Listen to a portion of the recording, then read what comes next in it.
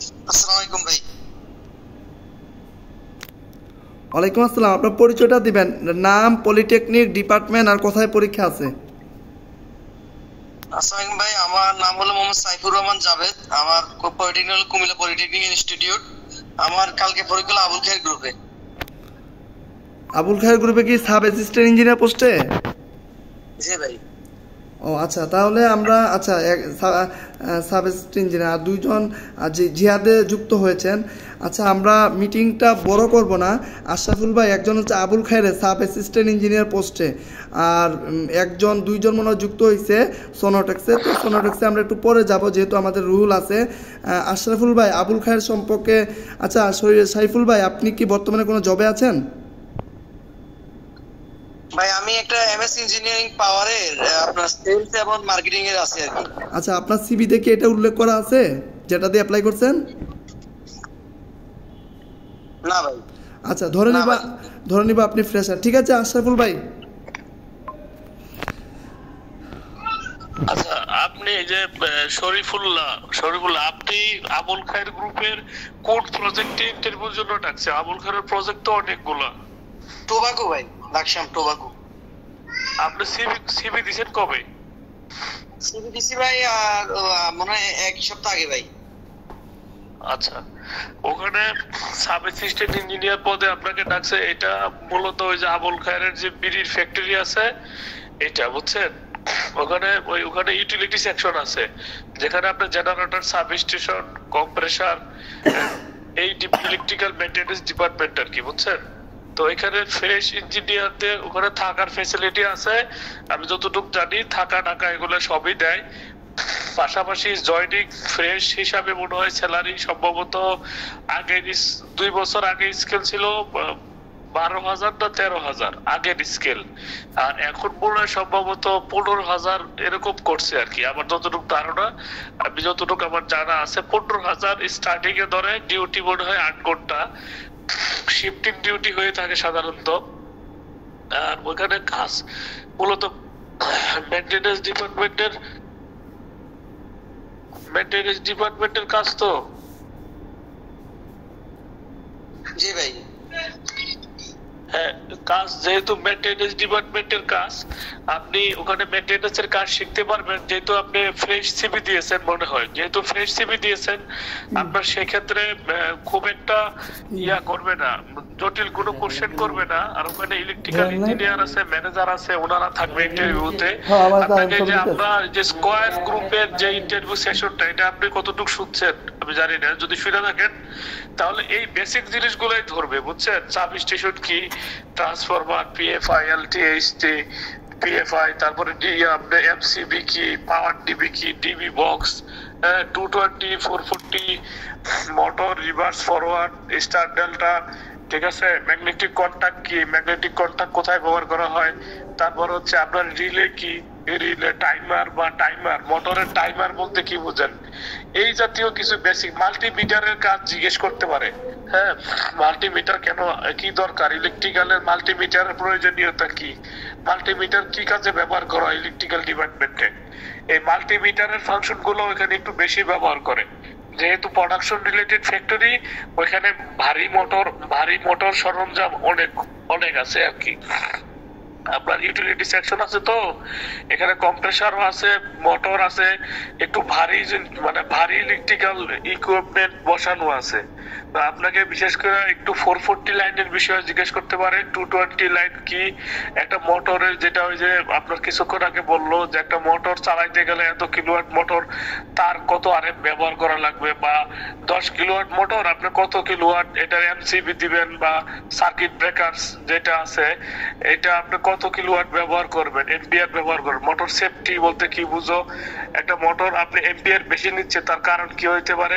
এই যে বেসিক যে বিষয়গুলা সাব স্টেশন ইঞ্জিনিয়ারের ক্ষেত্রে, এই সাব স্টেশন প্লাস হচ্ছে আপনার ইলেকট্রিক্যাল বেসিক মেইনটেনেন্সের যে কাজ, আপনাকে টিপ চালাইতে হইতে পারে। আপনি টেকনিশিয়ান থাকবে, জুনিয়র টেকনিশিয়ান থাকবে, অ্যাসিস্ট্যান্ট টেকনিশিয়ান থাকবে, এদেরকে কাজ করাইতে হবে, বা নিজে এদের সাথে কাজ করতে হইতে পারে, ডিসিশন দিতে হবে, শিফট করতে হইতে পারে। এই জিনিসগুলা একটু বেসিক্যালি দেখে যাবেন। আর ইলেকট্রিক্যালের যে রুট লেভেলের আবুল খায়ের এমনিও তো যত ইঞ্জিনিয়ার নেয় গভর্নমেন্ট ইঞ্জিনিয়ার টেকনিক্যাল প্রায়োরিটি বেশি দেয় প্রাইভেটের থেকে, বুঝছেন? আপনার গভর্নমেন্টের হয়ে থাকলে আপনি প্রায়োরিটি পাবেন, সমস্যা নাই। আপনি আবুল খায়ের সরকারি পলিটেকনিক্যালের স্টুডেন্ট বেশি হায়ার করে, অন্য অন্য ইনস্টিটিউট থেকে গভর্নমেন্টের প্রায়োরিটি দেওয়া আছে, এটা একটা বেনিফিট পাবেন। আর যেহেতু ফ্রেশার আপনাকে আহামরি তেমন কিছু জিজ্ঞেস করবে না, এই যে বেসিকই আর কি, জেনারেটর কি, জেনারেটর কেন কেন দরকার, ফ্যাক্টরি অল্টারনেটিভ পাওয়ার হিসেবে ব্যবহার করা হয়, এসি ডিসি, এই বেসিক এই জিনিসগুলোই মোটামুটি একটু দেখে যাবেন, ইনশাল্লাহ হয়ে যাবে। ধন্যবাদ আশরাফুল ভাইকে। আমি সবার উদ্দেশ্যে একটা কথাই বলবো, যারা আপনারা সবাই কিন্তু দেশের স্বনামধন্য প্রতিষ্ঠানগুলোতে ইন্টারভিউ দিতে যাচ্ছেন, তো আমরা নর্মালি প্রত্যেকটা পরীক্ষার লিখিত পরীক্ষার প্রিপারেশন নেওয়া যাওয়ার চেষ্টা করব। আর অবশ্যই আমাদের ডিপার্টমেন্টটা আমরা স্ট্রং রাখবো। আমার যতই নন ডিপার্টমেন্ট যতই আমার বিভিন্ন জায়গা থেকে প্রশ্ন করুক না কেন, আমি যদি আমার ডিপার্টমেন্টে যদি কোনো প্রশ্ন আসে আমার গুল্লি মিস হবে, আমার জন্য প্রশ্নের উত্তর দেওয়া মিস না হয়। আর অবশ্যই আপনারা গুগল থেকে, যেহেতু আমরা পলিটেকনিক্যালে বাংলা ভার্সনের বই পড়ছি, এই জন্য আমরা আসলে ওইভাবে অনেক কিছু বুঝি না, তো আপনারা ইংলিশে একটু ইংলিশ রাইটারের বইগুলো একটু পড়ার চেষ্টা করবেন। আর ওই যে মোটর, ট্রান্সফরমার, সাবস্টেশন, এগুলো একটু ইংলিশে গুগলে লিখে সার্চ দিলে অনেক সুন্দর সুন্দর আর্টিকেল আসে, এগুলো একটু দেখে গেলে যদি ইংলিশে কোনো প্রশ্ন আসে আপনাদের কোনো সমস্যা হবে না।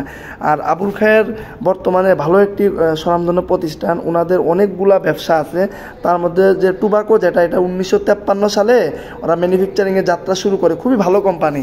ঠিক আছে, যদি আপনি কেরিয়ারে যদি শুরু করতে যান আশা করি খুব ভালো হবে। আচ্ছা একটু লাইনে, আচ্ছা আচ্ছা, তো এটা ভালো একটি কোম্পানি। আর মেইন সমস্যা হইলো আপনার সিগারেট কোম্পানি, তো অনেকে এটা চাকরি করতে চায় না, কারণ এটা গ্যাস থাকে। এর আগে অন্যান্য কোম্পানিগুলোতে যখন আমরা বিভিন্ন জায়গায় ইন্টারভিউর সুযোগ ছিল, অনেকে ইন্টারভিউ দিতে যায়, ঠিক আছে, কিন্তু এর যে একটা গ্যাস, ওই গ্যাসের জন্য অনেকে এখানে চাকরি করতে চায় না। তারপরেও তো মানুষের চাকরি করতেছে না, মানুষের রিজিক, মানুষের তো চাকরি করতেছে। তো যেহেতু ইন্টারভিউ সুযোগ পাইছেন অবশ্যই যান, আপনার জন্য শুভকামনা রইল। আর অবশ্যই সবার উদ্দেশ্যে বলবো, কোম্পানির প্রোফাইল সম্পর্কে 100-এ 100 ধারণা থাকতে হবে। কোম্পানির যে ওয়েবসাইট আছে, ওয়েবসাইটে সবাই ঘাটাঘাটি করে যাবেন, ওয়েবসাইটে কিভাবে কী আছে অনেক তথ্য আপনারা পাবেন। অনেক সময় কোম্পানিগুলো বলে যে আপনি যে আমাদের প্রতিষ্ঠানে আসছেন, আমাদের প্রতিষ্ঠান সম্পর্কে আপনি কি জানেন, এখন যদি আপনি কিছুই বলতে না পারেন, একটু কোম্পানির ব্যবসা কী বা ওদের বর্তমানে এমডিকে, ডিরেক্টরকে, এই জিনিসগুলো যদি বেসিক বলতে না পারেন, বা আবুল খায়ের কবে মার্কেটে আসছে বা ওদের বর্তমানে মার্কেট ভ্যালু, এগুলো যদি বেসিক যদি না পারেন বা না বলতে পারেন, এটা কিন্তু একটা লজ্জার বিষয়।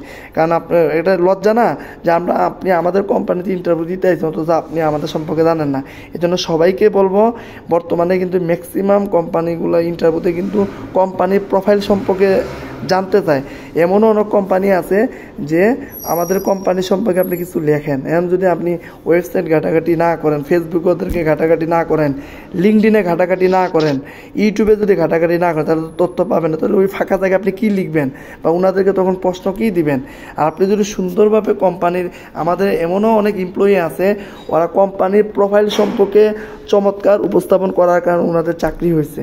ঠিক আছে, থাকে না কোম্পানির অনেক অনেক খাস লোক থাকে না যে আমার কোম্পানিকে আমি এতটা ভালোবাসি, তো এই অনেকে কোম্পানির প্রোফাইল সম্পর্কে সুন্দর একটু প্রেজেন্টেশন করছে, নিয়ে নিচ্ছে, অনেক রেকর্ড আছে এরকম। তো আপনারা চেষ্টা করবেন যে কোনো কোম্পানিতে ইন্টারভিউ দিতে যান, কোম্পানির প্রোফাইল সম্পর্কে আপনার চমৎকার ধারণা থাকা লাগবে। ঠিক আছে, ধন্যবাদ। আর আশরাফুল ভাই যেটা বললো, সাইফুল ভাই আপনি ওইভাবে প্রিপারেশন নেবেন।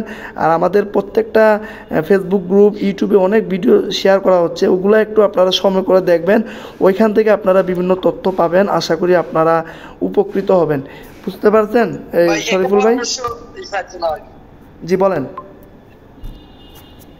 ভাই। পরামর্শ হলো, আমি মানে কিছুদিন আগে এমএসসি ইঞ্জিনিয়ারিং যেটা, এটাতে ঢুকলাম আর কি ভাই, সেলস এবং মার্কেটিং এ। তাদের কোম্পানিটা নতুন কুমিল্লাতে আসতেছে, তারা আর কি ভাই নতুন ভাবে ট্রান্সফরমার, প্যানেল এগুলো নিয়ে কাজ করে। তো আমার ভাই এই ডিপার্টমেন্ট বা রিলেটেড বাদ দিয়ে এটা শরীফুল ভাই আপনার লাস্ট কথা বুঝি নাই।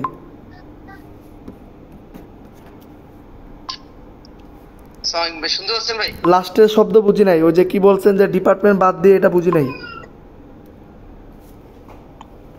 মানে বলতেছি ভাই, আমি মানে মানে আমার এই কাজগুলো তো আমার ডিপার্টমেন্ট রিলেটেড, কিন্তু মানে এই ইয়েটা কেমন আমি বুঝতে পারতেছি না। শুনেন শুনেন, সেলস মার্কেটিং এর ভালো কেরিয়ার আছে। আমরা যারা মেইনটেনেন্সে, অপারেশনে, এগুলাতে চাকরি করি, এদের থেকে কিন্তু সেলস মার্কেটিং যারা করে ওরা কিন্তু অনেক উপরে উঠে যায়। কিভাবে উঠে যায়?